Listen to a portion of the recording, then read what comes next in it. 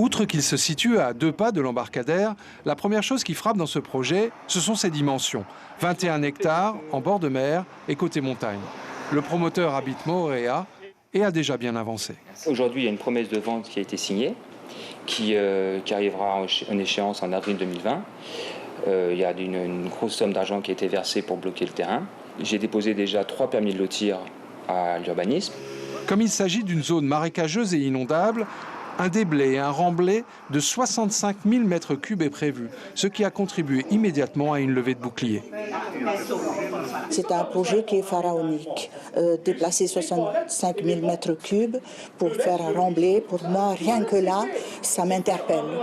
Ça m'interpelle et je suis sûre que ça interpellera toute la population, tous les gens qui habitent dans cette île. Le lagon de Teavaro est déjà en très mauvais état. L'école de Teavaro vient de mettre en place une aire marine éducative qui permettra à nos enfants justement un peu de restaurer un peu ce lagon, de l'étudier un peu plus. Et nous, tout ce qu'on leur propose là actuellement, c'est un gigantesque projet qui va détruire tout ce sur quoi nous sommes en train de travailler, tout ce sur quoi nous sommes en train de les rattacher, la terre, les arbres, les poissons et tout ce qui va.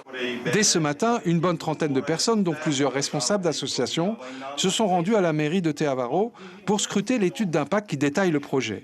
Pour le défendre, outre les 40 logements, Olivier Biodet évoque la présence notamment d'un conservatoire de musique et d'un skatepark. J'ai rencontré le maire de Teavaro à qui j'ai présenté le projet. En tout cas, moi, je passe à cet endroit tous les jours, je connais très bien cet endroit et j'en étais étonné justement qu'il n'intéresse personne. C'est pour ça que je me suis positionné.